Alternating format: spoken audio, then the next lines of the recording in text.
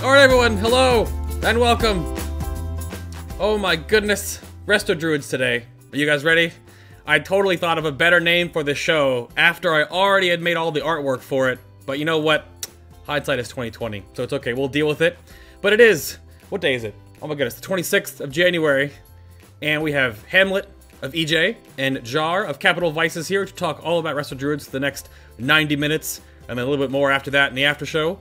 So hold your questions for then. We had a ton of stuff that came in to build all the notes for the main show itself. And if you have any personal questions or stuff about that after that, stick around for the after show and get us at Twitter and we will answer all of those. But first, to go around the table here, let us say hello to the lovely co-host again of Final Boss. Anna? Hi, Anna.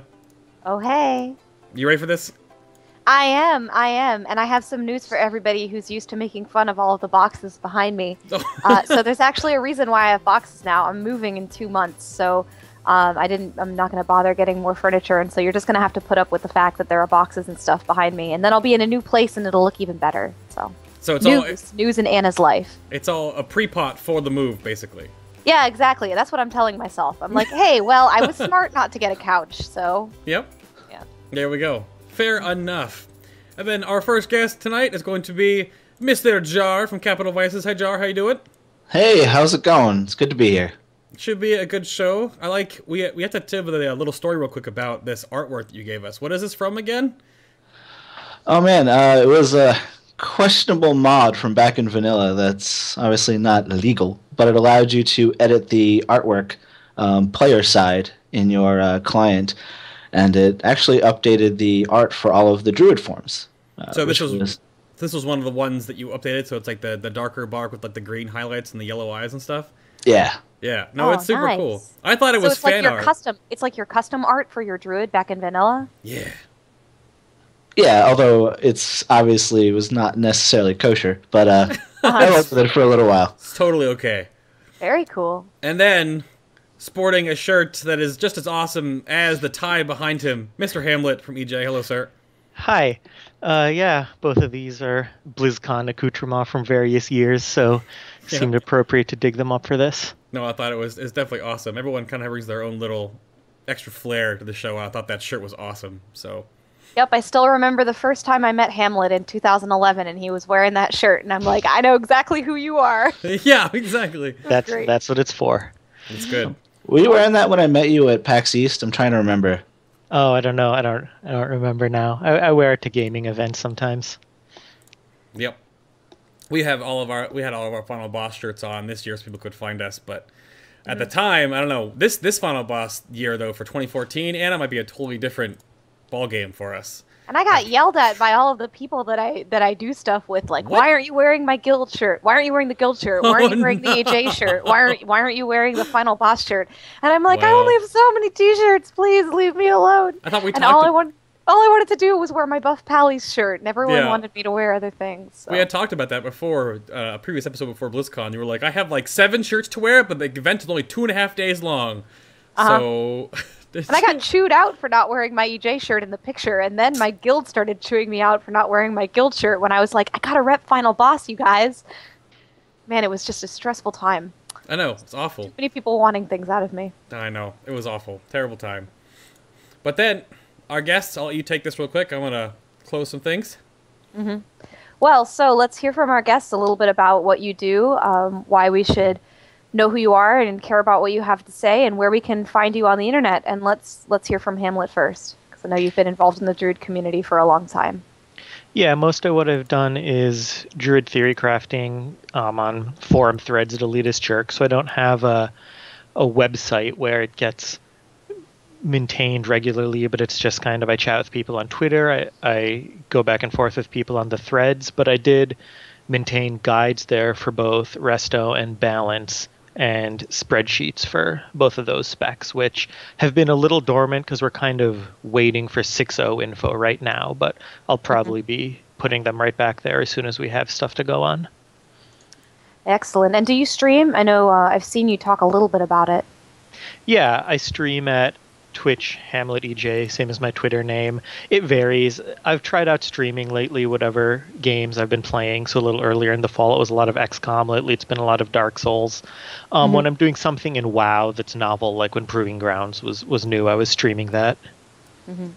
Well, good to know. And Jar, I know of you and started following you a long time ago because you have the blog. So tell us a little bit about yourself.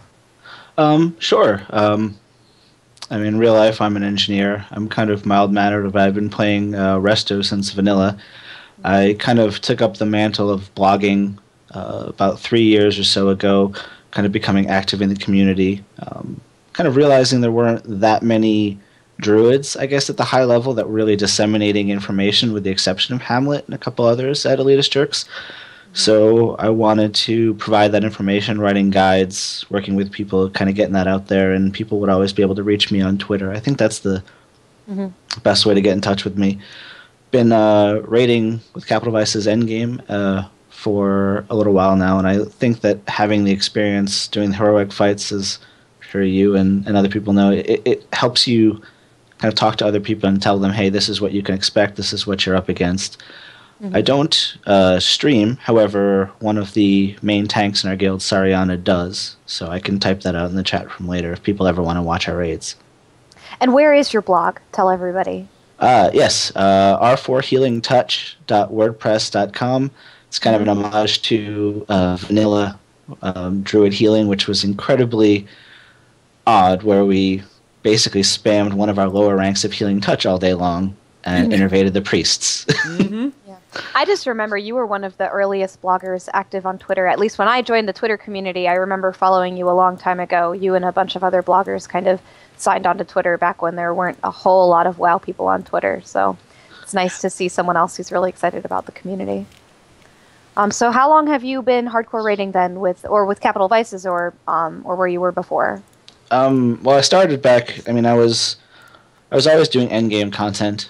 Cleared everything in vanilla up through Nax 40. I was far more serious back then. I was doing 5-6 nights a week, trying to clear that content. It was a bit of a brick wall. I mean, we got as high as like World 30s or something like that, but I couldn't really keep that up, and I think I settled down into a more modest 3 nights a week, and I've kind of been doing that at an endgame level ever since. I know that feeling. And Hamlet, tell us a little about your history with WoW. Where did you used to raid? Yeah, I've been raiding most of the time for 8 years playing now, at every level from pretty casual and social up to top 5, I guess you would call it. First on a mage, and then for the last 5 years or so on a druid. Right now I'm in between. I'm in a group that does normals and half or so of the heroics every tier. So still keeping it at 2 nights a week, but getting to see as much of the content as I can. I see. I suppose I should add, because Ariel will kill me if I don't, that I'm also part of Team Waffle Podcast. I was about to type. Say that in chat. I was about to type in chat though. You guys were talking, because he doesn't have to worry about that, because we'll be talking about that later on in the show. I figured it would come up later, but I know that he'll never let me live it down if I don't. Yep. That guy, you don't want to piss him off. Nope. No. That's totally okay. Yep. He'll be happily surprised at what we'll talk about later in the show, so it's okay. But let's jump this right along. I was going to kind of open with, we do a lot of, since this is the first time we're doing all these classes, I like to kind of have more of a history lesson, as you will, about sort of where the class came from. Now, I started out as a Resto Druid. That's where I was for 2 years in all of vanilla, so every continent in vanilla I was. Toward the end, I went terrible auto attack to get mana back Moonkin. But, those were the days. So, but back in the beginning, when we talked about this in the little bit of the pre-show here, you had 3 spells to heal with, and I would think all the healer classes were much easier, or simpler back then, I should say. You had Rejuve, Regrowth, and Healing Touch. And one of those has become, like, incredibly part of your kit this entire way through. So, Rejuve, how mandatory is this thing right now? And I guess what are your guys' thoughts on the pros and cons of Rejuvenation as like a spell overall, as being like almost like your bread and butter? So I'll go with Jar first. It's kind of been a love-hate relationship with the spell over time. Obviously, in vanilla, it was cumbersome at best because you could only have one on a player at any one time. And then you always had that more powerful spell active, can't cast it on them. Yep. Yeah, so it was a bit of a nightmare. Really, really not a good deal.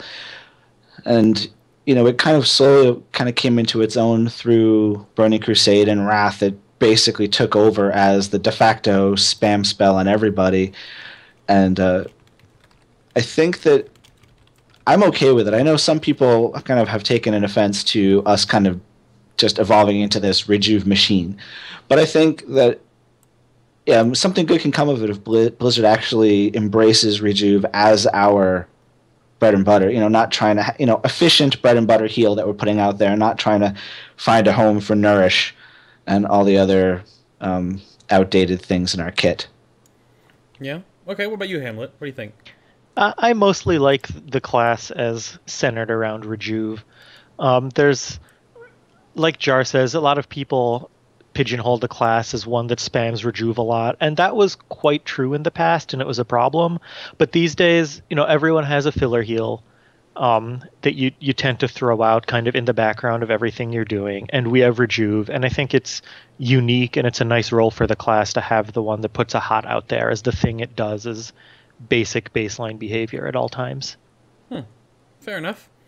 Are there any big problems you have right now with it being such a huge spell of your class? Like, do you kind of feel like you have to cast it almost every other GCD to keep it out there now because there's no target restrictions? Like, what do you guys think about being like the blanket healer in that regard? I mean, well, the duration is fairly short. I mean, you're only looking at a 12-second hot. And now, let's not even get into the Genesis thing, which is kind of its own animal with such a short duration heal. But yeah, I mean, really, and we had this talk earlier on in the expansion, I think, when Hamlet was talking about mana. I mean, you have your spells you're absolutely going to cast on cooldown, which is probably Swift Mend and Wild Growth, etc.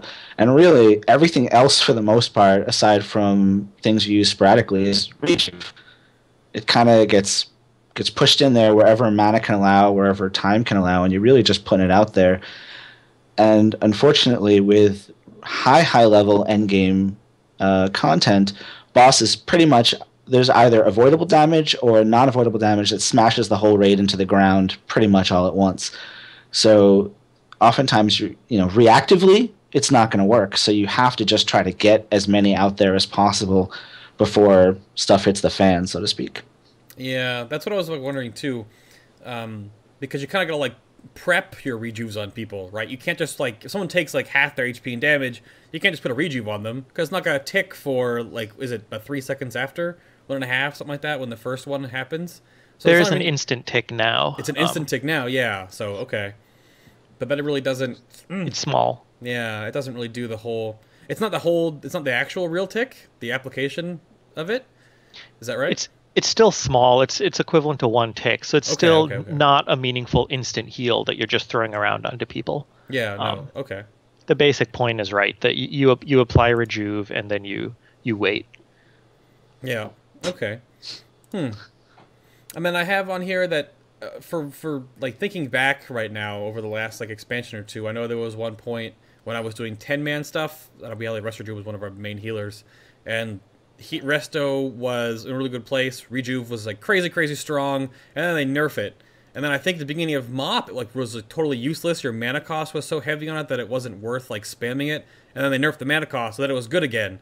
So it was there's this weird tumultuous up and down staircase you guys had to deal with this spell because it's either so good or so bad, right? It was more of a roller coaster in Cataclysm, I think, than the Mist of Pandaria. The mana costs on Rejuvenation, I think, changed 3 times during Cataclysm, if I'm not mistaken. Sheet. That's crazy. At least once or twice. And there were, just like in Mop, there were other buffs in there. Even over the course of Mist, there's only 1 mana cost reduction, but they added Wild Mushroom, which is a huge buff to Rejuve. They've added strong set bonuses in the last 2 tiers to boost Rejuve. So sort of in various ways, the spell's gotten a lot stronger mechanically. So it's gone from that weak Rejuve to the one that really is a solid workhorse for the class. So the spell's in a pretty good place right now. Okay. Well, that's good to hear. I know there's always this big issue with certain heals on each healer kit right now that are either awful or way too strong, we'll talk about absorbs later, so we'll get to that. Yeah. But and our kit, there's stuff in our kit that needs to get rejiggered. We can totally discuss that later. Yeah. So okay.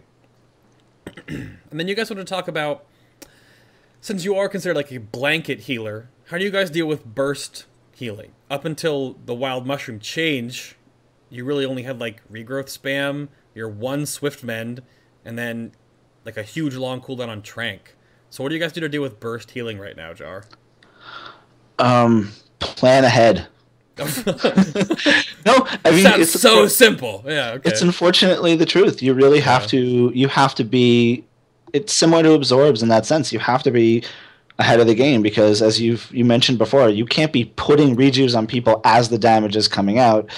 First of all, incidental heals and AoEs and smart heals flying around everywhere are just going to start jumping in there as well. But you have to have everything out there, lay the groundwork, and you have mushrooms. But mushrooms are far from rotational. They still have time to charge, and if you want to expedite it, you're basically funneling mana into something inefficiently. Yeah, I mean, well, we can, if you want to talk about like those wild mushrooms real quick and break down what actually changed for that spell in total for Resto. If I catch everyone up, that would be great. Because I'm not exactly sure. I know you can put them down, and they will take your overhealing, and then store it, and then you can pop them. But then don't they have like a long cooldown to use them again? How does No, it's only a 10-second cooldown, but effectively you're right, a long cooldown because you need to wait for them to charge up again to get a really big burst. So basically, yeah, you plant it and you use it once, and then you're not going to be using it again for a little while. Yeah. The other thing is the 3-second lockout. So if you plant a mushroom, you can't detonate it for 3 seconds. Interesting. What do you guys think of that? Do you like it? Do you not like it? How do you feel about how it works? Well, it's better than not being able to move the mushroom at all. So, I mean, that was even worse. I mean, better than the worst incarnation is not exactly, sure. I like it. Well, I mean, if you want to go through the whole kind of lifespan of the mushrooms, and Hamlet can correct me, you started off with 3 of them, so 3 GCDs, no storing of the healing, pretty much negligible healing. They were close to worthless. Then they allowed them to store up to, I believe, 100% of our HP. And eventually they doubled that, I believe. And they charged, and you couldn't move them, so you had to pre-plan them, which I found to be somewhat interesting. In Throne of Thunder, the way the fights worked out, on every fight you really knew where the raid was going to go at any one time. Sure, you know, okay. On Lei Shen Heroic, I knew where the raid was going to be when Thunderstruck detonated. So I had one right there, ready to go. With some planning, it worked, but it was still cumbersome, and the barrier to entry to less experienced druids was very high. Mm-hmm. And then they doubled the amount of healing it did, and then in the recent incarnation, they scaled back the healing but allowed you to move it, and it was 1 mushroom instead of 3. Yeah, and so the step in that really made the spell come into its own was when they made them movable. And so they added the 3-second lockout, but it was not being able to move it at all to being able to move it and then detonate it 3 seconds later. So the 3-second lockout's fine. You have to have some foresight of where to plant it, because remember, the bloom's not even on the GCD. Without that, you could, for a while on beta, you could literally instantly move the mushroom and bloom it anywhere from any place, and that was too much. So it's too powerful. Okay. Well, do you like this gameplay where you have to plan ahead to where the raid is going to be and know the positioning of your strategy, or do you think it's too cumbersome now? I like it now. It's not, you really don't have to plan ahead that much for the bloom because, again, you have to anticipate it by 3 seconds where you need it to be, which is not that restrictive. Once they let us move it around, it's not like before you would leave your mushroom somewhere and it would grow and then it would be wasted, and it was very frustrating. Now you know you're going to get to move it somewhere. If you can't move it somewhere in time, you can save the charge and move it somewhere for the next time. Okay. Now, is there any, other than clicking on the mushroom itself, is there a way for you to tell how much healing is actually stored in that? Does it show up on your tooltip? Do you need to add on for that? There's a weak aura that, I think it was on Elitist Jerks that was initially listed. Somebody made, because normally you'd have to highlight the buff on the mushroom. Yeah, exactly. That shows the healing stored. But there are mods and there are weak auras written that actually will track the amount of overheal stored in the mushroom even after you move it. Ah, I see. Pretty much a lifesaver. Yeah, that's what I'm wondering, though, because there's nothing in the actual game itself that helps you with that. So when do you know to use it? Do you just use it based on just the timing of an encounter? Do you want to wait for it to really take all your overhealing and then use it on, like, a big part? Does it have a cap? Yeah, it does have a cap. Okay. And the button on your bar lights up like the way spells sometimes glow if you have a buff, the game telling you this is the time to use it. So that happens, but obviously you don't want to just use bloom when it lights up like with some other spells. You use it when you need it. So I think more often you use it when you need it more so than using it based on the charge. You use it when the burst event happens and hope that you are charged or mostly charged then. But the add-on helps you keep track. Fair enough. Now, I guess overall, not to keep talking so much about wild mushrooms, but it is like your newest mechanic. How long, on average, does it take to fully stack a wild mushroom? If you've got rejuves, and you've got your life blooming, your wild growths, and whatever all else you have out there going on, your efflorescence, honestly, how long does it take to stack on like a 25-man raid? I think it really depends on how desperate you are. Oh. Okay. For example, intermissions on Heroic Garrosh between the Annihilates, or whatever you want to call them. Sure. I'll have it fully charged. I'll detonate it. I'll be throwing out rejuves. God forbid we got a handful of people that didn't get the buff. I'll hit Genesis I'll hit Genesis, speed up as many rejuves as I can to get it charged up so I can pop it for another big hit after, one of the smoke bombs or whatever else is dropped fades. You can force it probably within a matter of maybe, under 10 seconds or so if you're really, really pushing it hard. Yeah, a few full overheal rejuve casts.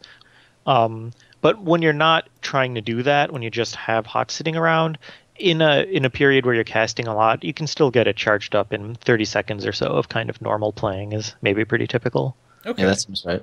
Okay. That doesn't seem too terribly long, especially because it's a huge, and it's a one-time snap heal that's split between people that are standing around it, right? Yeah. There's no hot, there's no everything else left around, it's just a one big kaboom. All right. And it is not smart heal, is the thing. Yeah, it just splits based on the people in it, and then evenly distributes the healing to all of those people? Yep. Okay. Which is weird. There's not a lot of heals that do that anymore now, because even like Prayer of Healing is a smart heal. It targets people that are lower health in that group. So much stuff like picks people, like Chain Heal after the first target picks people that need it, and that literally just blankets everybody. So, you think that's well, it's something worth going back to. But as Hamlet has mentioned before, we are one of the least smart healy healers that exist, and that's just one of the many mechanics that we have that doesn't do that. Mm-hmm. Yep. I see. Well, moving along to other things that other tools that druids have, I know that you guys don't have an actual damage mitigation raid cooldown, and I was wondering how you guys felt about that. Do you think that Tranquility fills a gap, that gap there, or do you feel like you don't have a tool that the raid sometimes needs? I like Trank in Mists. It's hard to say what the difference is. In Cataclysm, Barrier seemed really overpowering compared to other cooldowns, and Trank was very lackluster. Yeah. These days, Trank is good, and I almost felt that way even before the buff to 12 targets. There's obviously a huge buff, made it 2.5 times stronger. Now Trank is really powerful, so I think it is a cooldown that a raid likes to have, often would rather have than Barrier. So I'm pretty happy with that. Mm-hmm. Okay, I'm playing devil's advocate here, because it's basically the same exact cooldown as Hymn of Hope from the Priest, correct? Which is the channel, you stand there, it heals people based on, missing health first, and chooses those targets. Is it the same functionality, or what's different between those two spells? Trank leaves a hot, Divine Hymn gives the raid a little healing received buff. I think they're meant to be similar cooldowns. Oh, okay. Because they're both, they're roughly the same. I was just wondering if one is... Because I know if you get healed for multiple times from Trank, you get healed more. But then I think if you get healed multiple times from, like, the Hymn, don't you just receive more healing from the Priest? You get... Divine Hymn leaves a buff on you that increases your heals received from everyone. Okay. So I guess they're similar. They're similar. They kind of go in tandem well. Like if you use Trank with other heals, it really makes it stronger. But then if you use Divine Hymn with other heals, it really helps that too. Okay, fair enough. Yeah, Trank has always also worked well with Spirit Link Totem. Mm-hmm. Oh yeah, exactly. Yeah, they pair really well together. Because that evens your raid off, and then everyone receives huge heals. Yeah, fair enough. And now you do have an external tank cooldown now, right? Isn't Barkskin castable on other people? Iron Bark is 20%, which is on the minor side, but when they made it a 1-minute cooldown, it's another spell I'm pretty happy with. Okay. Yeah. How long have you had that? Y'all didn't always have that tool, did you? It appeared in MOP, but it became 1 minute halfway through MOP. Okay. Oh, okay. Yeah, it used to be, what, 2? 2. Yeah. And it came off of... Because I remember back when I used to main spec tank, it mattered a lot to me which healers had available external cooldowns, and I don't remember the Druids having one back in Cataclysm. So no, right, that was a problem. Like, yes, that was a problem. The problem of us not having barrier. Now we have something. It's not as good, but it's kind of fine. And combined with NS also actually being a pretty nice tool, it's a bit nicer to try to cover a tank than it used to be. Okay, because I mean mainly. You guys still keep up like Light Bloom on one of the tanks, correct? That's still limited to 1 target. Yep. So really, all you really worry about for your tank is to keep that rolling, and then but at least you have something else to worry about too. I know that Iron Bark is usually used with. I know we have like if you have like one of your other warriors intervene with an Iron Bark on a tank, that can really mitigate a lot of damage. And those are relatively small cooldowns too, and they're not like using a main healing cooldown. So those help a lot. I know there's like kind of tandemized with Iron Bark to other things. Yeah, that really looks like it helps. I know this is our 3rd Druid episode, so we've talked a whole lot about your Druid utility, all the stuff you guys have, like you have Roar and your Knockback and Ursul's Vortex and stuff like that. Do you think that's why you don't have like an actual like straight mitt cooldown? Because you have so many other little tools in your Druid kit, because you guys kind of fill a lot of different roles. You think the problem is those aren't Resto specific is the only downside.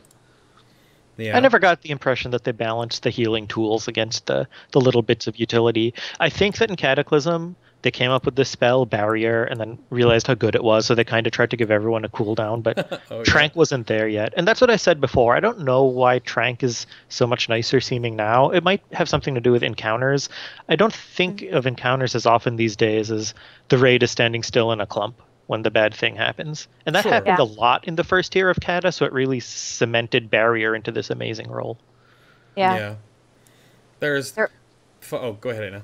No, I mean, there are a lot of high damage times when we're using a Devo specifically because it can be used on the move, or the raid is split up into multiple clumps. So you can barrier, but the barrier's only going to get the ranged, and so the melee needs something else. I mean, then I can completely see that there's less, the entire raid is stacked into a pile, and that is when all of the high damage is happening. Yeah, I found in Siege of Orgrimmar, barrier is actually taken a step back just because it does have that movement and positional requirement, and Devo is really an amazing go-to for those tough phases.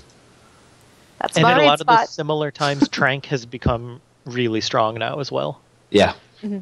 Yeah, I think that the difference that you have here is that a lot of groups, because of your 4 specializations based on your guild, and with Heart of the Wild, you can have 5 or 6 Tranks in a guild in a 25-man run, whereas you have priests or other like high damage mitigation cooldowns or throughput, you're only going to have 1 or 2 priests, right? And the one from Holy and Discipline is the only really good one. The Shadow one is kind of meh, but every Druid can have a strong Tranquility. So maybe not coming from your Guardian if he's tanking all the time, but still, that's still an option. Oh no, we use our Moonkin Tranks, and they're quite potent.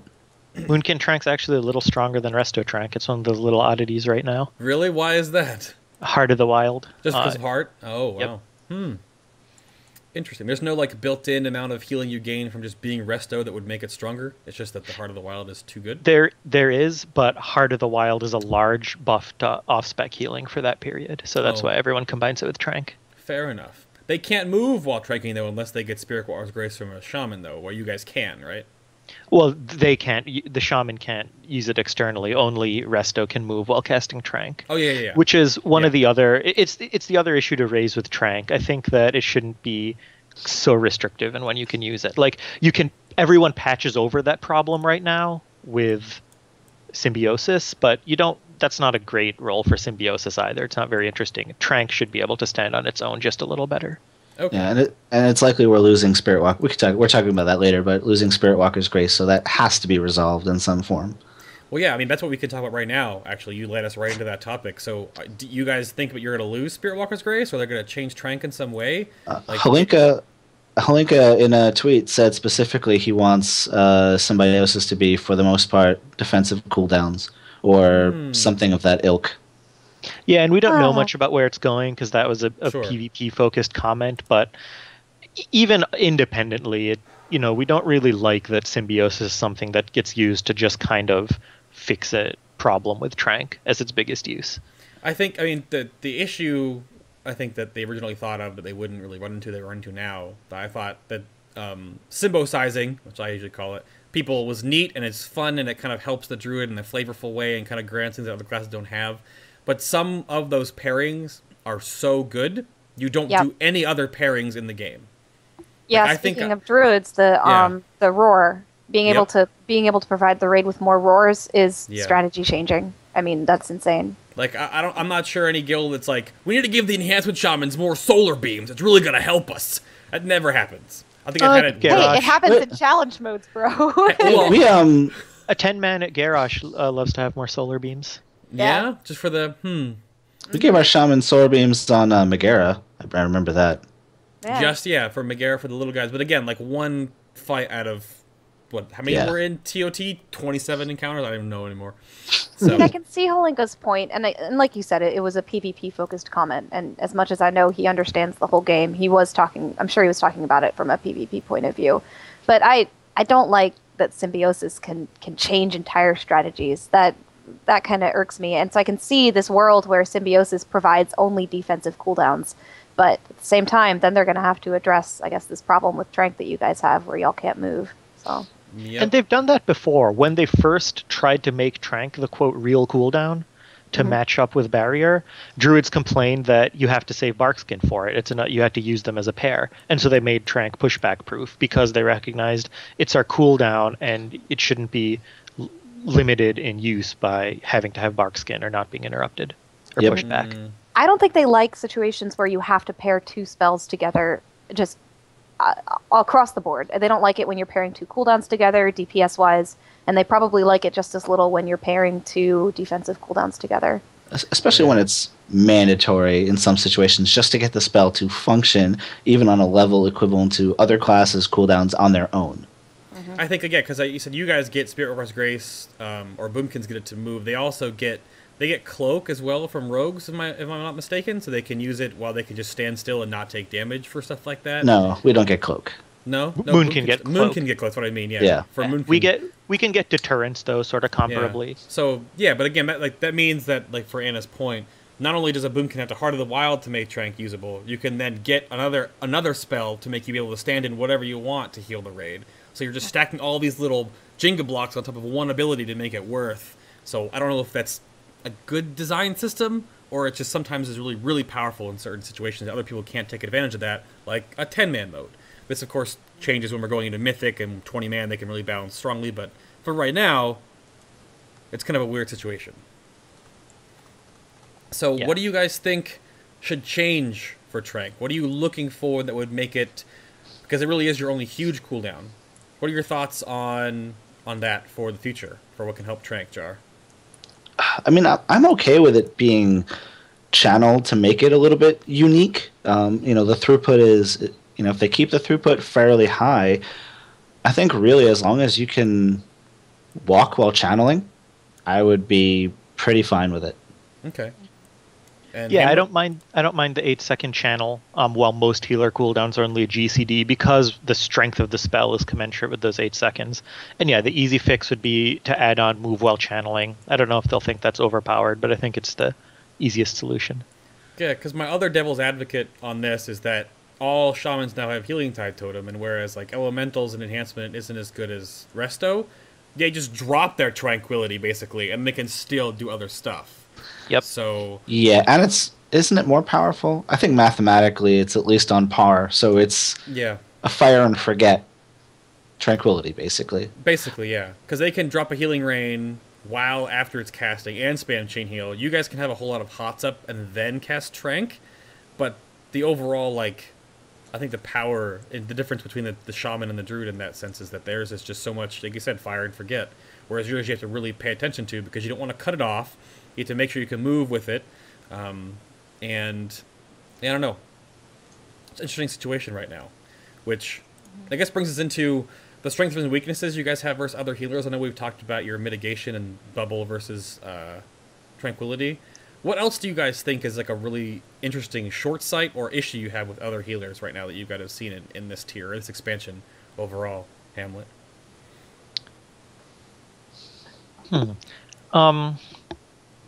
Yeah, I know we're going to talk about this. Question kind of leads into all the topics in every healer discussion, which are smart heals and absorbs, and then the third is cooldowns, which you already covered. That's what healers are thinking about. Yep. And smart heals is one of the bigger issues. Like Jar said, I've often commented that I like that druids have the least smart toolkit, the least self-working toolkit of the healing classes, and that's something I like. But it also means it can be tough in a situation where you're very competitive or in a raid where people are focused on meters.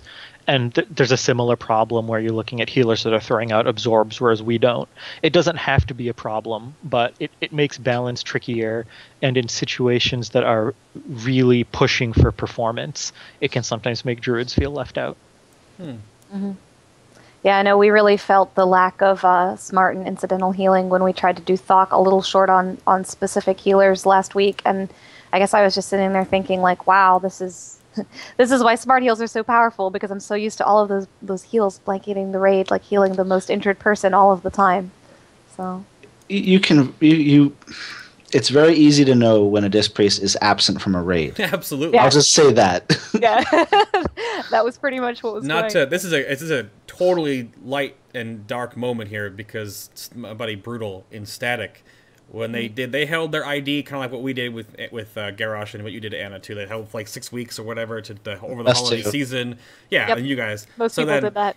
And then when they get back to their re-clear to go back to kill Garrosh again, they get to Thok, but they had lost some of their priests because of the I'm gonna take a break or the holiday stuff or whatever. So they usually had 2 discs, 2 discs and 2 shadow. They went to 1 and 1, and they had to redo their Thok strat. Period.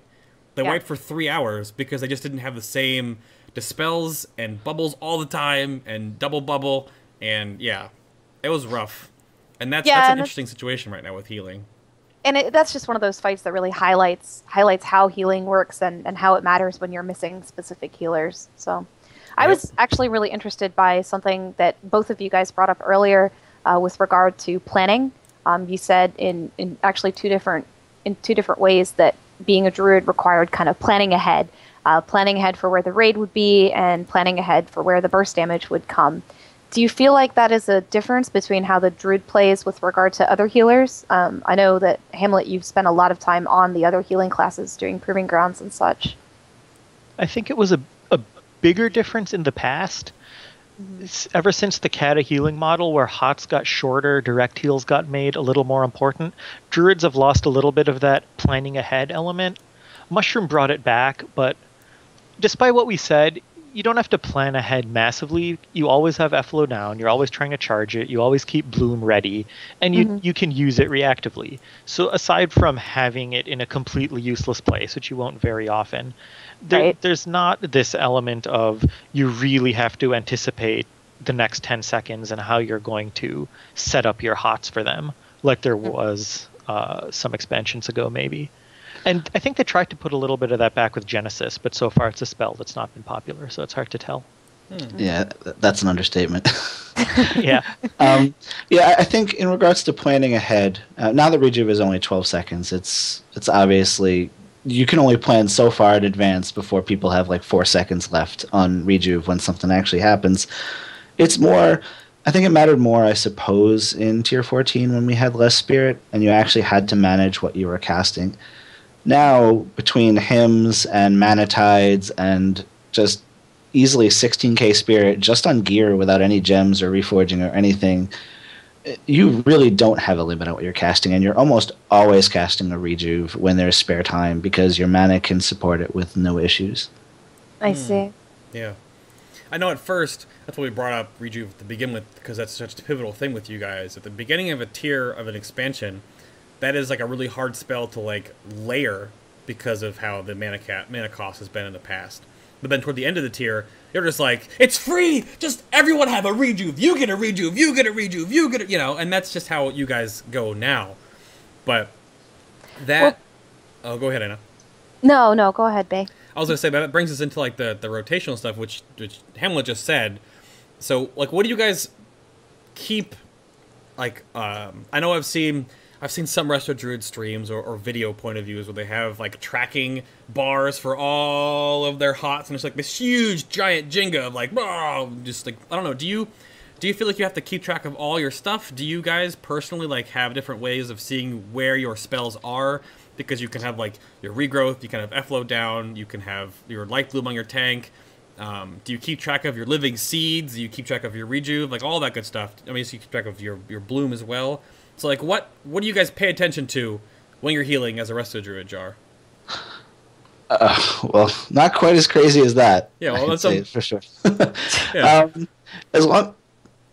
As long as your raid frames show you who your life bloom is on, the duration of the life bloom, who rejuve is on, its duration, and you have something that tracks the amount of healing in your wild mushroom, you're pretty much okay. You don't have to have a million tracking bars running up the side of your screen. I think at some point, some people like to kind of oversaturate themselves with information in their UI. I don't think that's necessary. As long as you know what you have on who and with what duration is left on it, then I think you're in pretty good shape.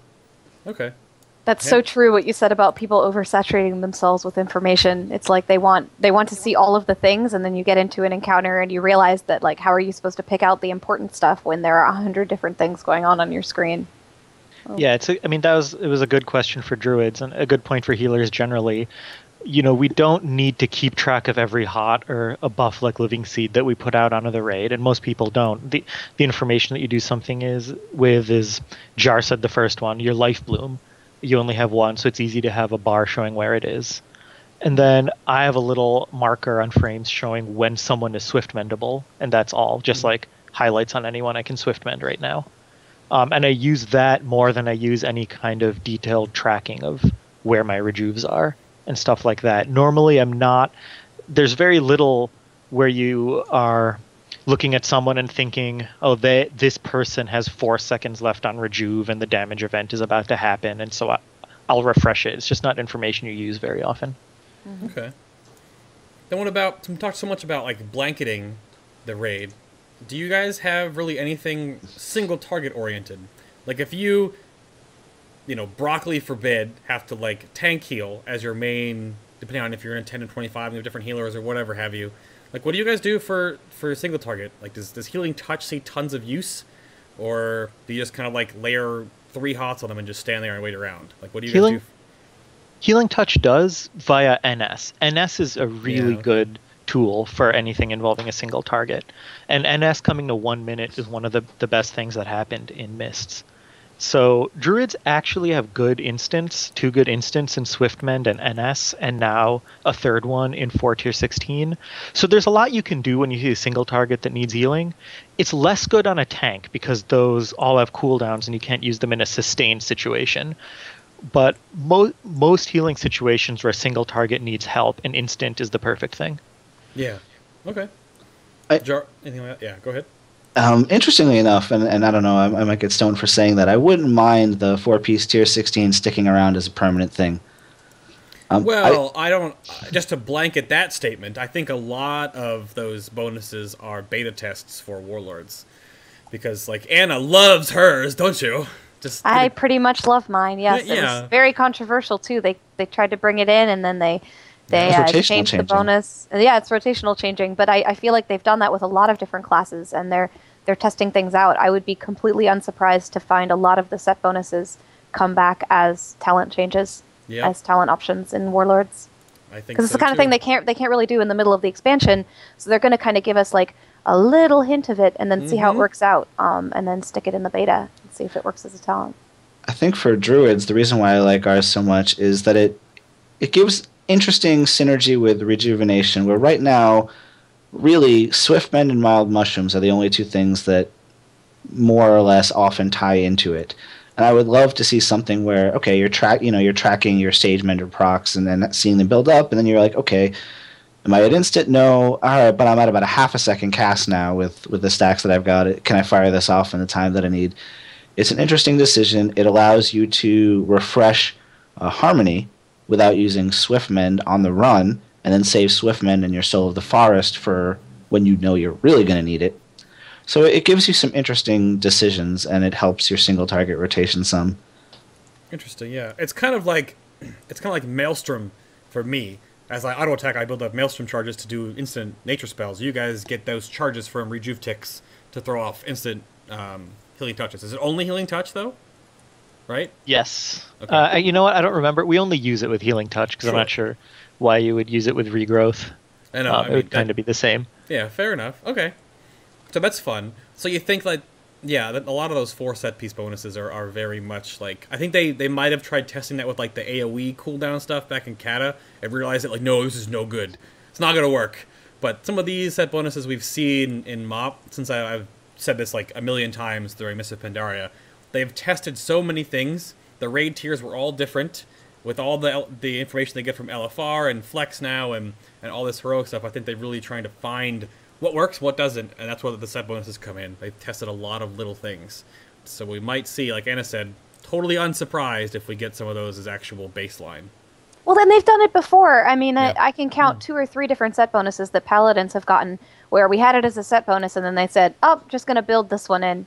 The cooldown reduction on Avenging Wrath, changes to the length of Inquisition. I mean, these things are, they have a history of testing set bonuses, of testing class mechanics with set bonuses. Yep. So. Yep, so we will see. Which that pulls us right into the next topic real quick here before we do a little commercial break.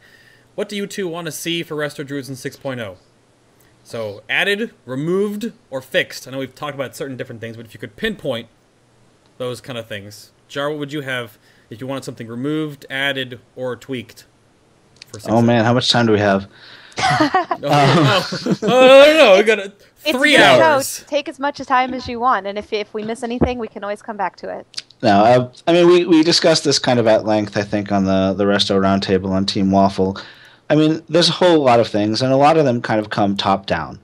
I think, in general, I really enjoy the Resto Toolkit, the way it works. I think right now, with the myriad of smart heals and absorbs and percentile damage reduction cooldowns that are on non-healer classes, it does pose a problem for us kind of finding a home, I think, and maintaining kind of a full effectiveness. And when your bread and butter heal can easily pull 60 to 70% overheal and still be a third of your healing done, wow, then, you know, that's kind of saying something about how you're functioning. I guess to go through the list, I kind of wrote down some stuff here.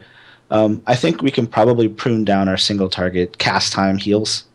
Nourish should just go away or turn into something else. I think regrowth and healing touch should be revisited. I'm okay with healing touch, that one of them sticking around the way it is and maybe the other one turning into something else. I don't think that there's a really need for having 2 of them when really it's just a choice for which one do you want a healing touch. I mean, nature swiftness. Yeah. Okay. They've said that they want to tone down efflorescence. That's fine. I'm okay with that. I'm not really worried about where our numbers are going to be. I think that they'll turn whatever knobs they can to do that. As I said before, synergy with Rejuvenation I'd really like to see. That's why I would be excited to have that 4-piece set bonus hanging around. Right. Tranquility we talked about. And then really burst AoE, I guess, is probably the one point that I feel that we struggle at. I'd like to see that addressed. I think that's a good point. I didn't even bring up Nourish in all of these notes because I basically forgot that it existed, because that was made in the model that the healers had. Like, you had your expensive, crazy, fast heal, and you had like your manageable, big, long cast, big heal, and that, I don't know if that model might be dead, because Nourish is kind of good early when you have mana problems, but then late you just don't. I kind of hope it is. And we've seen them drift away from it with monks, so maybe they're okay with thinking that a healer doesn't have to have the central troika of single target cast time heals. Yeah, okay. And what go ahead. No, I was going to say, I mean, for other healers, outside of maybe Holy Radiance, Prayer of Healing, and Chain Heal, I don't know I assume plenty of healers, cast time heals, are just there's keybinds. They're collecting dust on their keyboard. Yeah, I don't know. I haven't healed in... I go resto on my shaman once in a blue moon, but that's like Riptide, Healing Rain, stand there. So, yeah, that might be exactly why. Like, it's very small points. And Mistweavers you brought up are very hot-oriented like yourself as well, so... Or instant-based. So, channeled heals, I don't know. We'll see. But on the 6.0 topic, Hamlet, what about you? Jar did cover it pretty well. I mean, we do talk about this a lot. I think I'd say similarly, whenever someone asks about 6.0, my first thought is about the healing environment that we're healing in more than about specific druid spells. It's about the smart heals, shields, and cooldowns that are happening all around us that make it harder to fit in, because our toolkit is pretty robust. Before the beginning of this expansion, we would have complained more about burst AoE. Wild Mushroom has gone a long way. Now we can't, we don't have a tool for when people are spread out. But between it, Wild Mushrooming who you can, and still having Wild Growth, we're not totally helpless there. Okay, fair enough. I kind of like how you're not picking on individual parts of your kit, but it's more about almost the mythos that you're raiding in, like the environment you said is really interesting. Because a lot of that's going to change, not to really derail here and talk about Mythic, but we talk about a little bit more in the meet and greet. That are we going to have 3 healers in Mythic, 4, 5? If it's scheduled for 4 to 5, all the top guilds are going to go 3, maybe even 2. So, well, it's going to be kind of like now, where they're going to say that it's balanced around 4, but the fights are probably going to range from 3 to 8. I mean, let's be honest. Oh, God. I mean, that's the problem with hitting a fight like Thok after you've worked on Garrosh for 6 weeks. Thanks, Liz, there's always an 8 heal fight this year. I guess we've done it with 6. We've done it with 6 now, but it was 8 on progression. On progression, yeah. Like that was the strat to beat that. It's like, do we even have healer? Get down the ult. Get your ult healer. Hey, yep. All of the off specs. Yeah. No, we busted out our Roar, our Shadow Priest, and Rose, our Boomkin, would swap over to heal just to make things work. Yeah. Yep. My raid leader Machni was resto for that fight a couple times. Yeah. I love that. That's gonna be quotable. 3 to 8, man. Hey, you know what? You think I'm kidding, but watch. There will be an 8 heal fight in Mythic. Watch. You think so? No, please, I don't think so. 7, please. 7, I think. Celestalon! It's always happened.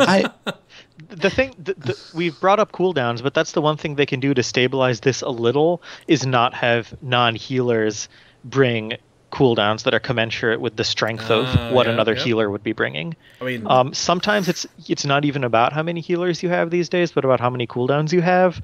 Yep. So making the cooldowns more tied to bringing healers to the raid will mean you can't squeeze by with 3 healers when there's a lot of healing volume to be done.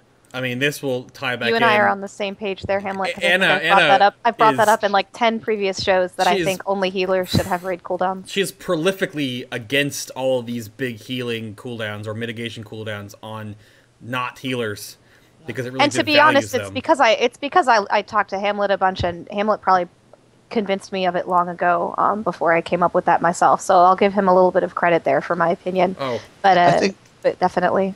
I think from just from my experience in Siege, when someone's writing out a cooldown order just for like 3 a list of 3 that just repeats over and over again, there's like 5 names on each list. Yeah, of course. Yeah. I mean, that's just ridiculous.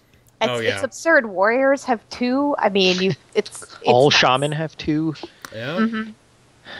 It's silly. You could imagine sort of pretty workable gameplay where the raid leader would call out which healer cooled down each cast of whatever it was, but instead he calls out a list of 4 people each time, and it's pointless. I pick on Brutal a lot, but he does all the calls for their cooldown stuff while he raid leads when he tanks for static. So I'm just watching a stream and it's like someone. Whereas we're expected to remember. In fact, that's kind of a pet peeve of my raid leaders when people call that kind of thing out when it's assigned in healer chat. So we have like this silence and like we're expected to remember what the rotation is. But I mean, it goes back to what Jar said earlier about being able to deal with burst AoE damage, because that is the solution to burst AoE damage, is stack raid cooldowns and deal. And you don't need a healer for that. You just need certain classes. as long as they design mechanics where you have to deal with an attack that either kills you or you're not in any danger at all. But they do that all the time, where there's literally periods of nothing, and then the raid gets slammed for so much damage. If you don't have a 20% reduction, you're dead, and then nothing for a little while. Yeah. Yep. So as long as you keep doing that, anything that gives your raid more effective health is going to win. As long as you live through it, you'll survive. Yeah, pretty much. So we'll definitely see. I mean, we talked about this before, and I get like bland for talking about the item squish, but a lot of all these different mechanical things, or the way the game is going to be balanced around, is going to be changing a lot in Mythic. So beta testing. Let's get that going. Let's get these raid mines in there. Let's get these awesome theory crafters in there and start helping you out. Because there's going to be a lot of little things going on that we want to make sure are good. Because I've preached that 6.0 is going to be awesome because of all the stuff they've beta tested in 5.0. This is like the filler expansion, right? Sort of, the way they put it when they originally came out. They've tested so much stuff. So let's get that going. We're all gonna have to level. I didn't beta test raids last expansion because I had to level to 90, and I hate leveling on the PTR. But I'm gonna have to do it this time. Yep. Gonna have to do it too. Absolutely. There's too much changes. Too much is going to change. Yeah, it's gonna happen. Yep. Well, alrighty then. That's enough about 6.0. Anyone else got anything? Think we're good? Good? Let's go to the commercial break. I gotta turn my heat on. Let's go. Okay. I'm really cold. Oh my goodness. All right, I'm going to take a quick minute here and talk to you guys about some awesome communities and things behind the scenes that you may not have known about. And you should, right? Okay, so first up, we have manaflash.com. And I just refreshed the page right now, and Suni of Method is doing this healing corner. That it's like a blog post that's been going up, I think weekly or so now. And breaking down, this is the heroics, the climb. And so we're talking about Dark Shamans, General Nazgir, Malkarok, Spoils of Pandaria, and, is there a SoundCloud here of Sparks yelling something? That's fun. Thok the Bloodthirsty. So it's like his third, I think, installment of this. So talking all about healing, different ways that you look at it during different fights. So you can go check that out. Of course, we're there. They've got streams in both English predominant or German.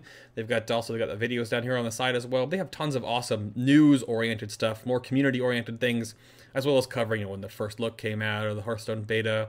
So you guys go check out Mana Flask for all that awesomeness outside of raids. And also, see, Team Waffle Podcast, folks. Ariel, calm down, all right? If you want more Druids, Team Waffle Podcast, or TeamWafflecast.com, I should say. They do Druid podcasts for Druids, by Druids, for all 4 specs. Now, we're going to eventually cover all 4 specs. We have Guardians left, but if you guys do want more of that, you can go right over here to TeamWafflecast.com. They have again, what Jar was talking about earlier, the Resto round tables. They've done 65 episodes in total, and then the round tables, they've got Guardians. They've had multiple ones on Balance and Resto as well. So go check them out if you need some more Druid love. And then if you just want guides about whatever from 2 incredibly funny British ponces, you can go check out FatBossTV over on YouTube. They are doing the Fat Boss Weekly now, which is literally just Alex and Laws talking about like news and changes to the game for about half an hour. The new one was 25 minutes long. This is so much fun just to sit there and listen to them riff on each other. It is the best. So Fat Boss TV, there's a Halloween episode if you want to go check Alex out live on the show. That's over on our YouTube, which is right here. Our YouTube link is down below. All of our shows are all archived, both the main show and the after show. Main shows get archived and put online Monday after the show, and the after shows go up on Friday. And sometime during the week, the show also goes MP3 form. So if you want to watch an episode in the past, we said it earlier, it was like, oh my gosh, 26 episodes already. It's been a half a year.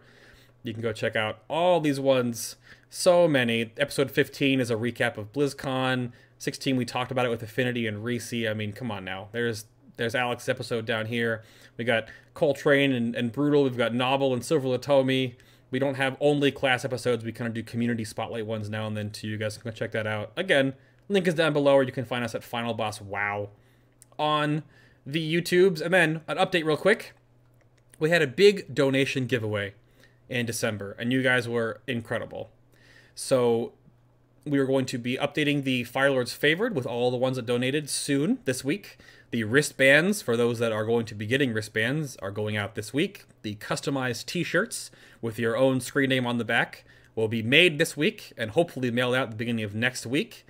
And I do believe we're going to be bringing back the donation button once this is all taken care of.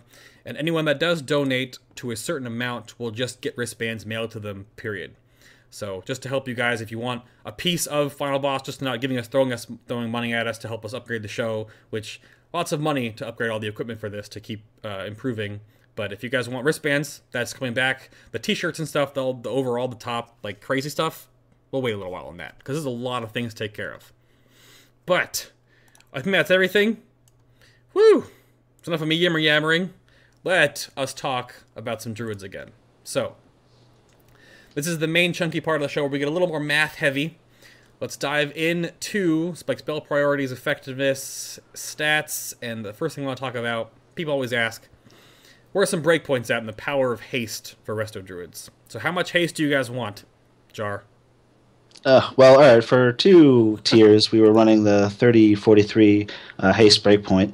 Once we started hitting 540, 550 eye level, we started realizing we could actually hit the 13,163 haste point, which gave Rejuvenation an extra tick.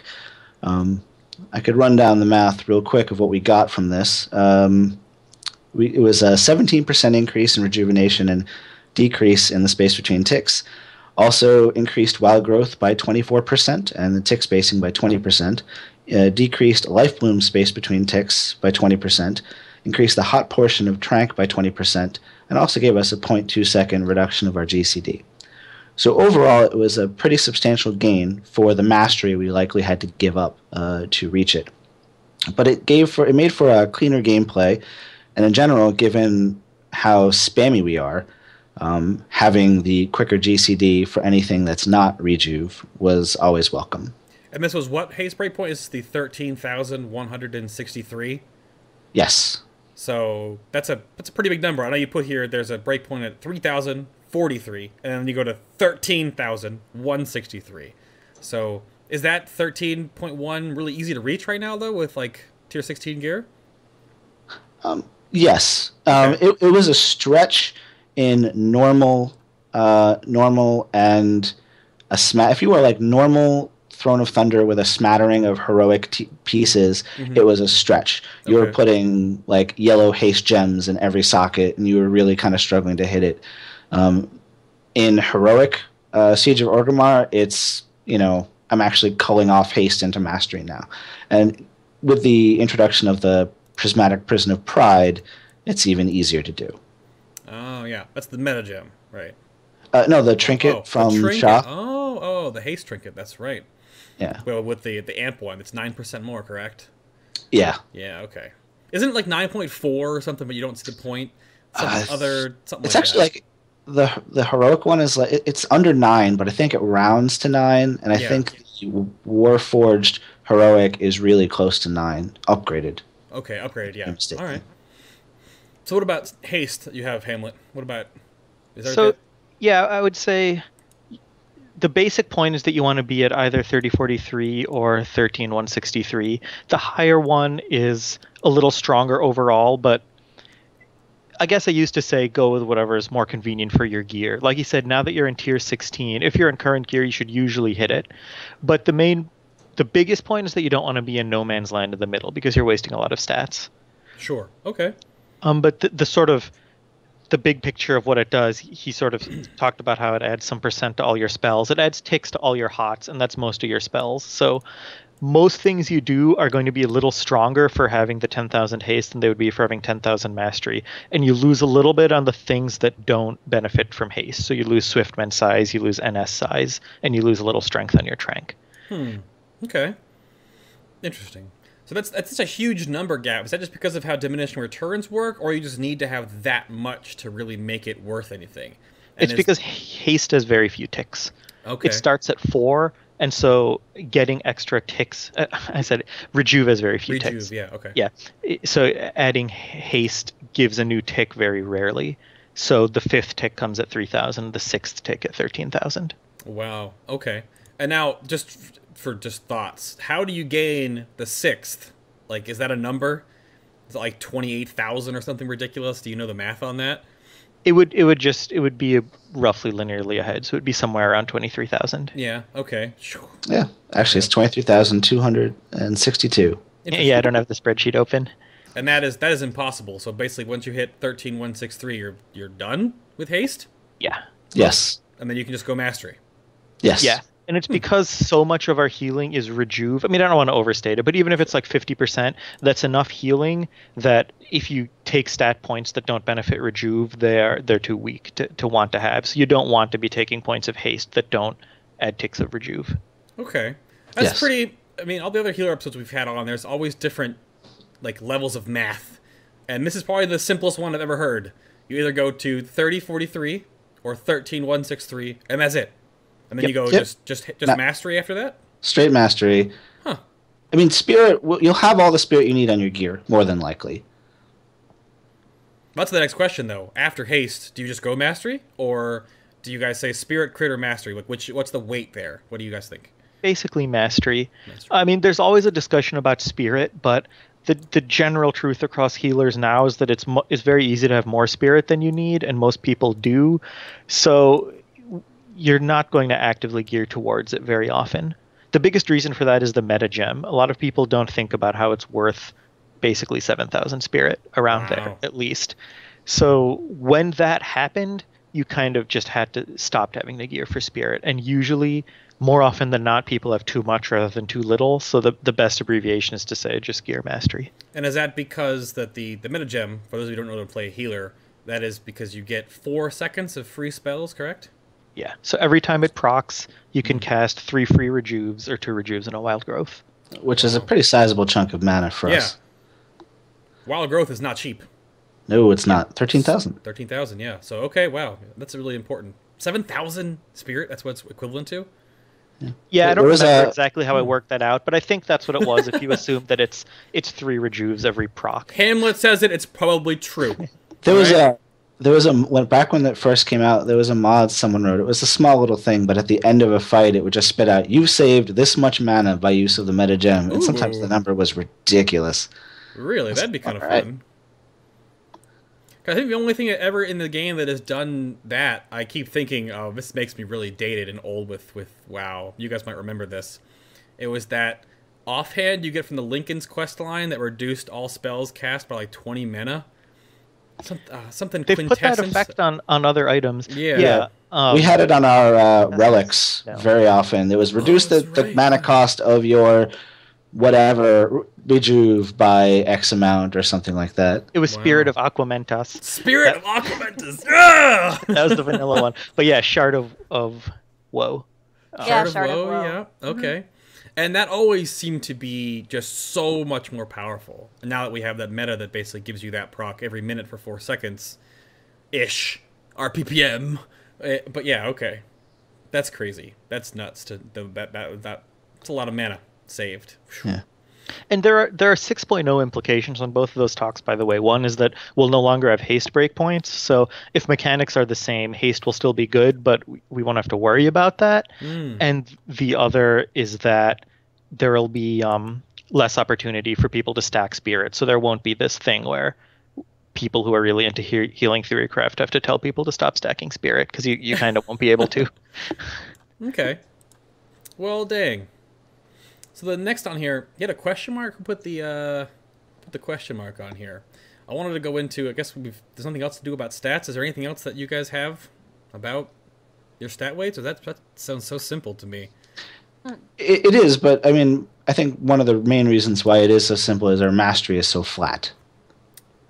I mean, it is just increases your healing by X. Done. That's like mine. It's like enhanced. Yeah, that's pretty much mine. Yeah, it increases your damage by X. Yeah, that's what it does. Someone, I think Ghost Crawler said they do that intentionally for healers because healers are sort of complex enough already and have a lot of spell choice, so they don't need to put in masteries that skew you towards certain other some spells over other spells, so they tend to be flat bonuses. But the result is that, yeah, mastery is just another version of int for us, and in current eye levels, mastery is better for you, so that's what everyone gems. Okay. And that's after the haste breakpoints, though. Yep. Just to Correct. Okay. Yeah, that 3043 or that 13163. All right. Well, moving dang. right along to one of our favorite topics. Yeah. Let's talk about absorbs. Since you guys are a hot class, how do you feel about absorbs as somebody who plays with the type of playstyle that you do as a Resto Druid? Do you like it? Do you love it when the Disc Priests are gone? Do you cheer? I mean, how do you think it's working right now? I'll cheer until the raid leader gets mad that people are dying. Wow. That's fair. No, I mean it's a love-hate thing. Like I will absolutely know if the Disc Priests are absent, especially on the harder mechanics, because I mean, but at the same time, as gear improves or just based on the fight, it is a little frustrating as a druid. Sometimes you feel like you're fighting for table scraps. I remember on Heroic Lei Shen, there are times Thunderstruck would hit and no one's life bar would budge at all. As well, all right. That was Horadon last year. We would be doing Horadon and he'd do the call and no one's health bar would move and all of the healers would complain.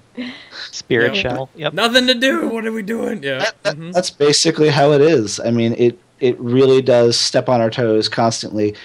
Sometimes there's literally nothing to do. Sometimes no one's health bar moves. Sometimes you're going to Trank and anti-magic AMZ plus a smoke bomb plus whatever, and you're like, I guess I shouldn't Trank now.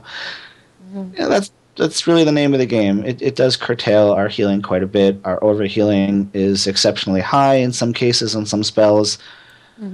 And unfortunately, because we really lack burst, oftentimes if you're ever really going to try to react to something, incidental heals and AoE heals and smart heals will almost always just swoop in and top them off before you can really even react.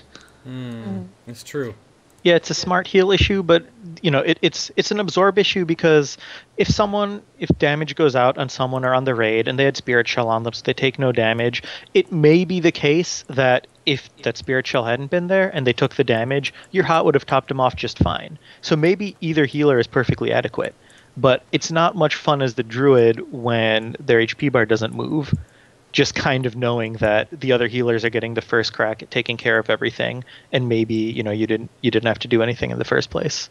Yeah, and that's what I mean. The chat room's talking about the whole dichotomy between 25 healing and 10, whereas Resto Druids are so strong in 10 man, is because there's a lot of time that people don't stay either dead or topped off. In 25 mans, it's you're either dead or you're topped off. Pretty much. Yeah, it's kind of the saving grace of 10 mans. The thing I liked about them is that the healing is a little more, maybe slower paced, just maybe there's more decision making. People are between 0 and 100 a lot in 10 man.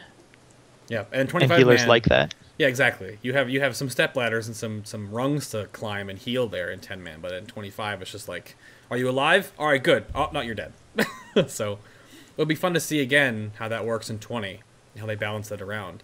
If they can make healing not 100% or 0, if they can actually somehow do it. And I think it was Dara that said, at the beginning of tiers it feels like that, but toward the end they have to just really just punch you in the raid face over and over and over and over again to give your healer something to do, and if they don't, then you just trivialize the encountering and drop healers and you just breeze through it and there's no damage. Well, it's the same argument. Why do they ever need to give you more spirit as you go higher in the tier? The only reason why they're giving you more spirit is to make you cast far more spells, and the only way they can make things threatening is if those spells pretty much can outright kill you if you have your pants down. So, but because of that, it does kind of punish the periodic healer. The other thing that I get a little frustrated about with absorbs is I've got healers coming to me asking me, hey, can you look at my parses? Can you look at my logs? And, do I need more spirit? Am I casting spells? Am I doing this right? And, they'll have ridiculously high overheal. They're healing with a bunch of absorb classes. It almost feels like they're trying to compensate to, quote-unquote, look better on meters, because it is a little depressing, I think, for a less experienced healer to basically be completely demolished and wonder why they're not doing enough. Yeah. Meters are a real issue because absorbs look disproportionately good on meters. Whenever multiple people are healing a target, the absorb healer gets credit first and the hot healer gets credit last, even I didn't if know everyone that might have existed. healed. Yeah. Yep. No, that's the way it works. Yeah, I didn't even know that was real. Our disc producer the other day, like, talking about it in Mumble. That was the first I ever heard of that. Because I guess in the checksum system, where the rolls happen when you take damage, absorbs are almost 100% efficient. Because they'll always be used first. So yeah, and I didn't even mean anything technical. I just meant if there's an absorb on the target and they take damage, they're going to get credit for that, and we're going to get overheal. Oh, that's so...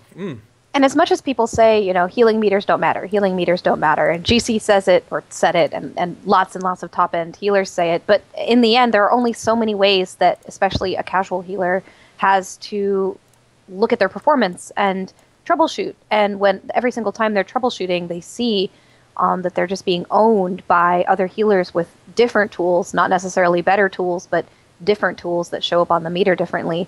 That's demoralizing. I can see how that's a problem. Yeah. I think very much for kind of fresh druids or people who are trying to learn how to play the class, it's just not an environment that's very friendly unless you really kind of know how to get in there and do what you need to do.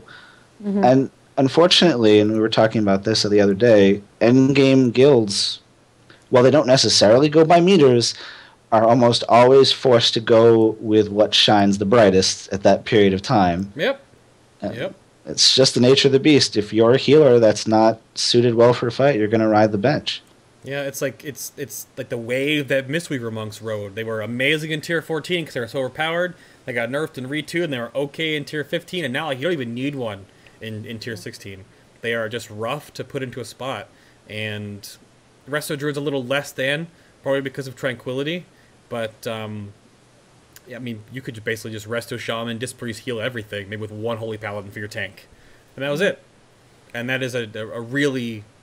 It's an ugly light to shine on top-end rating, but it happens. That's what it is. Especially when every single end-tier boss for the last however many tiers has been underhealed.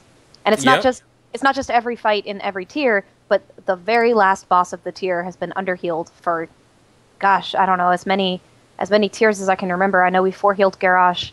I know Rag was a 3-heal fight. Shaw was 4 or 5, right? Yeah, it was very low.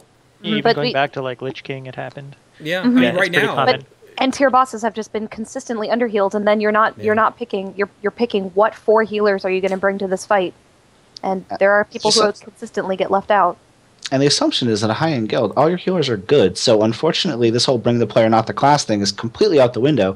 If you've got 6 healers that are all good, equal skill across the board, the only differentiating factor is what class is more imbalanced for that encounter. Of course.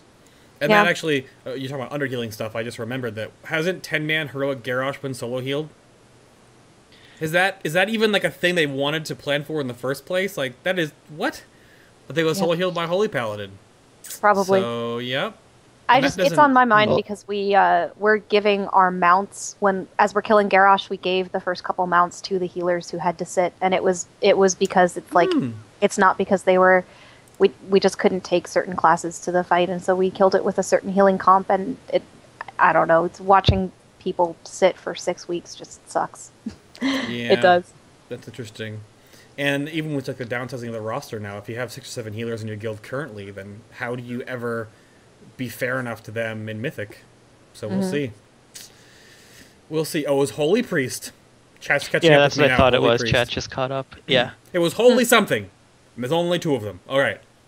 I missed the rest of the letters past the P. Fair enough. All right. So let's move us along real quick. I'm going to check Twitter. Let's move us along real quick. Let me tab out of the notes. Well, yeah, I think that's the next topic that we had is that is glyphs. If there are any pivotal glyphs for Resto Druids, and whether you swap glyphs throughout a raid or whether you just stick to the glyphs that you like the best. There isn't that much going on here. I mean, I know we don't need the full glyph rundown, I think, because for practical raiding purposes, everyone uses FLO Wild Growth most of the time. And then a third slot that's usually not too important. I like having Stampeding Roar in most of the time. Sometimes you can get little benefits to your healing from Regrowth or Healing Touch. Yeah, I think I would tend to agree. While I was using Regrowth for probably a large portion of the tier, I swapped in the 30-yard Stampeding Roar fairly often, and even now in the Siege of Orgrimmar, there are a lot of fights that I like to have that in there. It's just really good, and Regrowth is such a small part of our healing done that you don't miss it. Yeah, fair enough. So nothing really crazy on glyphs. I know that doesn't really matter a ton. I know Anna and I probably swap out like 3 or 4 depending on the night, but there isn't a lot that really matters. But healing always is different. I don't know how many. Do most of your glyphs revolve around utility stuff? Because you usually use the roar one a lot too, but nothing that really impacts how you heal. F-Flow is just super strong for everything because it's kind of a preview of a class buff for 6.0. Wild Growth is not huge, but it's good enough to always use. It's a little throughput improvement to Wild Growth. And yeah, the third one is either utility or just a minor point of healing, like Glyph of Regrowth or Healing Touch.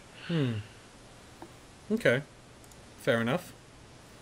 I think glyphs was going to be a really short topic in the first place, so I wanted to move on to the real discussion here, which we just had. Again, we've had Balance and Feral on the show already, but talking about your talents, there are 3 tiers, the 30, 60, and 90, that really change or help or add additions to how you guys heal. So level 30 first, you guys said it's a really simple topic right here, but you have Ysera's Gift, which is just like a passive extra smart healing that snaps off of you or heals yourself first. You have your... there's a pre-spell that's exactly the same thing, where you can heal just directly yourself for a large portion, or Cenarian Ward, which is sort of like a hot version of Prayer of Mending. So, where do you guys fill in this category? What do you level 30 talents? What do you guys do, Jar? I think it's pretty much Ysera's Gift. There's really not much of a negotiation here. While Cenarian Ward is good, and I know it's very popular in PvP, Ysera's Gift is always going to be your best option for raiding. Okay. Hamlet? Yeah, most people take it. I don't even think Ward is bad, but it's like, why take another small hot? It's actually kind of a big hot, but it costs mana, you have to use it, takes a GCD. Gift is a nice talent. It's sort of weird. It's such a boring passive talent, but it's just weird. People seem to like it. I don't really know why. I'm sure if they put a more interesting talent there, people would like it too, but right now it's what everyone takes. How much actual throughput do you get from Gift anyway? It's like 2% of your healing. Yeah, it's 2. I mean, the talent you just read. Do you want 2 to 3% more healing done? Yes, no. Sure, check mark. Okay, yeah, fair enough. That's all Ysera's Gift does. That's one of the only smart heals you have. You have Wild Growth and that. And I guess F-Flow does. Is F-Flow smart heal when you're standing in it too? All circular ground-based heals use smart tech to choose who they heal in the circle, but it's not what you usually mean when you say smart heal. It's not like I cast this spell and it automatically picks someone from the whole raid to heal. Sure, exactly. Okay. Well, fair enough then. So, level 60 talents. These were a bit of an interesting topic when we had Balance Druids on, but you have Soul of the Forest, which is Swift Mend gives you 100% haste on your next spell. Is it just 1 spell or 2? 1. So Incarnation, you get bigger, badder broccoli of life, basically. And then some of your spells react differently. And then Force of Nature is just you getting some of your little treants, and they'll randomly heal and swiftbend people. So I'll start with you, Jar, because I know you like them treants, apparently. So what do you guys do in this tier? I don't like those treants at all. See, exactly. There you go. Test. I despise those things. No, I guess I think I'm a little bitter because their AI has been horrible. It's a little better now, but it's been notoriously bad all through the expansion. I think for me, I waffle back and forth between Soul of the Forest and Incarnation. It very much depends on the fight. Sure. If the fight has kind of a predicted period of damage that occurs spaced out enough that Incarnation can really provide what I need, I'll roll with it. Usually phased fights where, it'll work. Soul of the Forest is kind of my default. I will typically stick with that because it's an always-on ability. You can control it. It's extremely clunky, and I'm not going to give it a pass on that. But when it works for you, it's potent. Mm-hmm. Okay. What about you, Hamlet? What do you think of your level 60s? I used Tree of Life for most of the first half of the expansion, and now I mostly use Soul of the Forest. It got buffed up to 100%, so it's gotten quite nice. We have more mana available now, and that favors using Soul of the Forest over Tree. Both talents are pretty good. Force of Nature isn't even bad. It used to be bad, then they gave it charges and fixed the AI a little bit, so it's okay. But the other two talents are both quite good. Okay. He's right that Soul of the Forest is clunky. Like, we've now been trained by GC to never just use the bare word clunky because it doesn't mean anything. But I mean, like here, Jar, you've been using it all tier, and I bet multiple times, in a raid, you swiftment someone, and then you go, I have 5 seconds on Soul of the Forest and 4.5 seconds on my Wild Growth cooldown, and you look at both of them and you try to figure out if it's going to work. Like, that's just annoying. Well, the thing is also teaching yourself that it is not a bad thing to just throw a rejuve on, like, your tank. So with the 100% haste, it's always going to do something, or refresh Life Bloom with it, and just don't kind of reapply a stack of that until pretty much the 20 seconds is over. It's not game changer, but it is terrible when you need to use Swiftmend for the reason that the spell is intended, and then you can't really follow up with anything and capitalize on Soul of the Forest. But because it's on a 15-second cooldown, it's happening often enough, you're almost always going to get something good out of it. Okay. Yeah, the little bits of clunkiness are just annoying. There's another one where you Swiftmend someone and you have the soul buff, and then you want to NS someone, and that consumes your soul buff for no reason. Oh no. So then I guess, real quick then, can we talk about the haste breakpoints? If you're at the 13-163, and you Swiftmend to get 100% haste, does that hit you the next breakpoint, so you get an extra tick on your rejuve, or...? It does more than that. It doubles the ticks of the next rejuve or wild growth or life bloom cast, because it's a multiplicative 100% haste. Yeah, that's what the talent's for, basically. You Swiftmend, and then you cast a wild growth, which has double the number of ticks. It's actually... That's why it's a problem, that if the next spell you cast is Regrowth or Healing Touch, you've just wasted the Soul of the Forest buff, and that's what makes it cumbersome sometimes. Oh, okay. Yeah, I mean, Wild Growth, just for reference, jumps up to... 19 ticks from a base of 7 with Soul of the Forest active, and the 13,000 haste breakpoint. So it's pretty significant. And Rejuvenation, would go up to, probably 10? 9 or 10, probably 9 ticks. In 10, including the instant. I think it's 10. Yeah, but it's a significant boost. It's never a bad thing to cast Rejuvenation. It's just not ideal. You'd prefer to Wild Growth. Well, moving right along to the next set of talents, Heart of the Wild, Dream of Cenarius, and Nature's Vigil. I know that's a pretty exciting tier for you guys. Which one do you use? I use Nature's Vigil, but yeah, it's a really interesting tier. What do you use, Jar? I actually go back and forth. I was using Heart of the Wild for Garrosh because the fight is so dang long. I would actually get to use it 3 times over the course of the fight, which is just weird.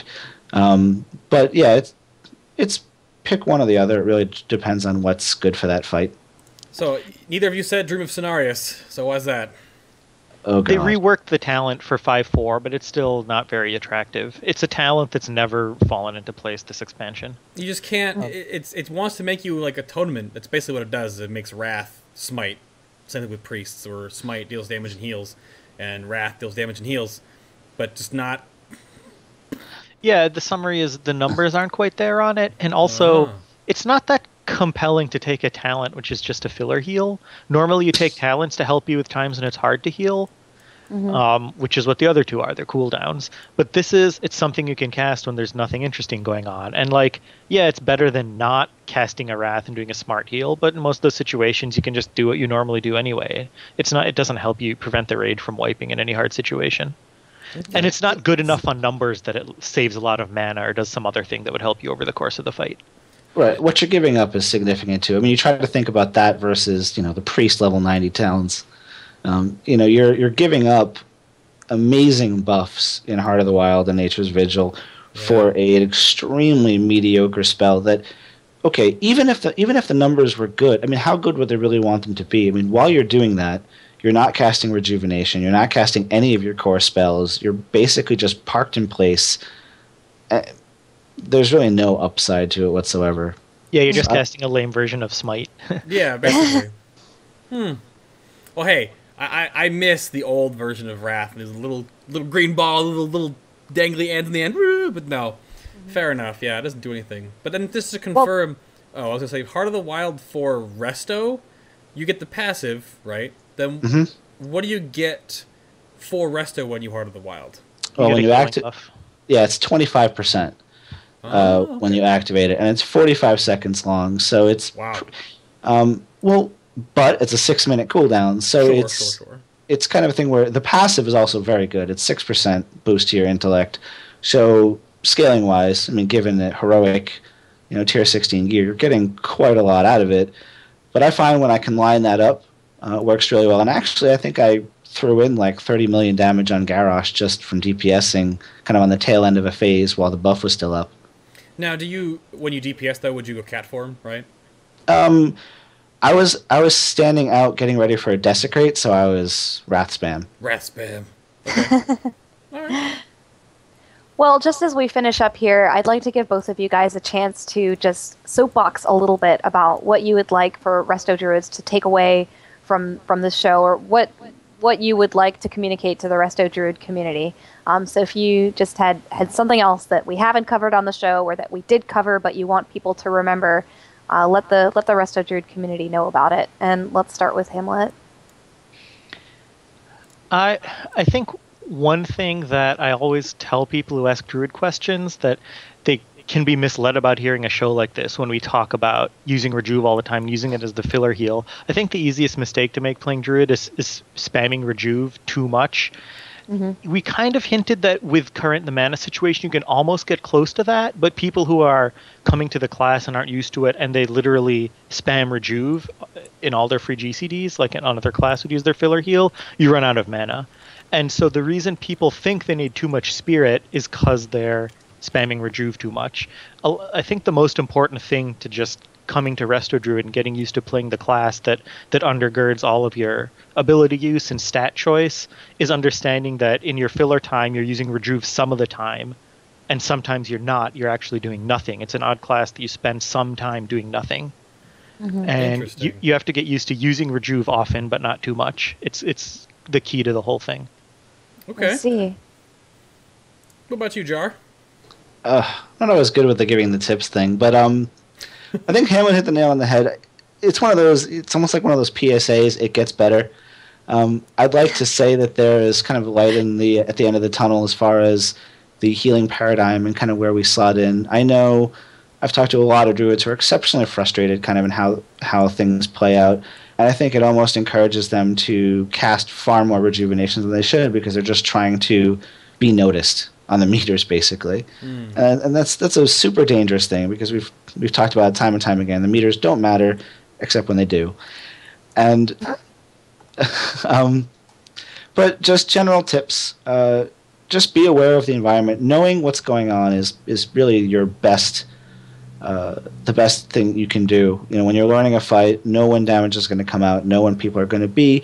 Don't get stuck planting your mushroom as people are taking damage and not being able to pop it and then muttering under your breath.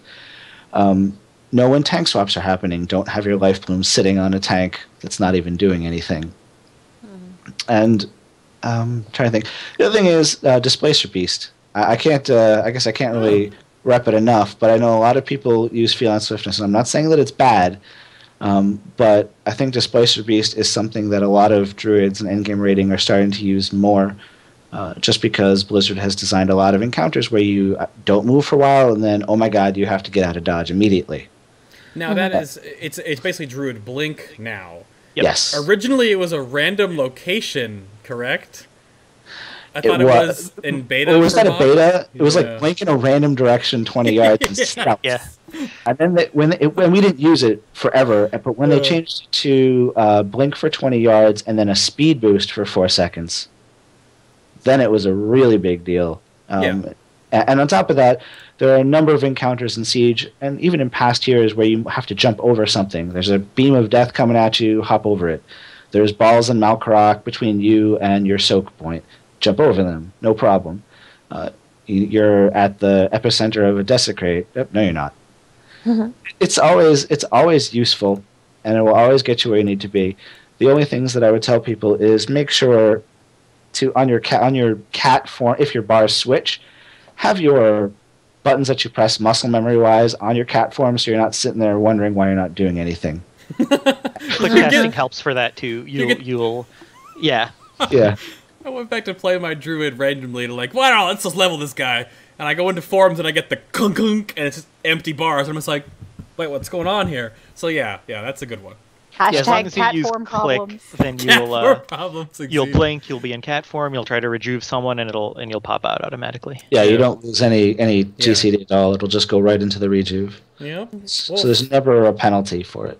Fair enough. So, I think everyone else is good. Anything else we missed on? I think we're set. I'm hitting the button. It's button time. Alright, so, to wrap this up again, of course, if you do have questions for us for the after show, then stick around. We'll be doing questions live from Twitter and from the chat room just a little bit here, but I'm going to go around the table yet again. Jar from Capital Vices, you can go follow him on the Twitter at rank4, the number 4, HT, and you can go bother him for all of your Resto Druid questions. Thank you for being on the show, sir. It was awesome. Oh, it was great. Thank you for having me. You're welcome. I know chat room asked earlier, I'll put you on the spot here. What is the background of your screenshot? Is it Dire Maul? Is it Darnassus? That's a good question. I'll just leave it at that. It could be both. It'll be a mystery. It'll be a mystery. I'm pretty sure it's Dire Maul. Fair enough. Alright, Dire Maul, we'll go with Dire Maul. Hamlet of Elitist Jerks, you can go follow him also on the Twitters at HamletEJ. And then his rest of social media is there too. You can also read all of his stuff on the Elitist Jerks forums. Thank you for being here, Hamlet. It was awesome. Yeah, thanks a lot. This was a lot of fun. Definitely true. And again, we'll be back for the after show, of course. I gotta fix this. Oh my goodness. And then, of course, Anafeel on the Twitter as well. Oh, where is it? At Anafeel. There it is. Hey guys, thanks everybody for coming again. And you know, it's great to hang out with everyone in chat. And I love to see everyone come every week and show how excited they are to hear from all the different classes that we talk to. Yep. And then there's me. I'm over at twitch.tv, BayTLM. That's where you'll find me and all my social media outside of this show. Alright, here it is. Next week, I told you we do community more over episodes, not just all the class ones. Oh, chat's been asking. Chat get excited. It'll be a one guest show next week. And why? Let me grab the card real quick here. Elvine, the gold making mage, will be here next week to talk about WoW economy. We'll probably talk about MMO economy and stuff like that, how to make gold in the game and what you do with your gold and all that kind of crazy fun stuff. And if we're lucky, he'll wear the pink wig. I am really excited. I met Elvine at BlizzCon, and he's just going to be a ton of fun to hang out with. So y'all all better come back next week and come watch the show. I also have about 5k gold to my name right now, so I need his help. we need the help. I only have like, yeah. He posts every day. He makes like more gold than I've ever seen on my character ever. I'm just like, man.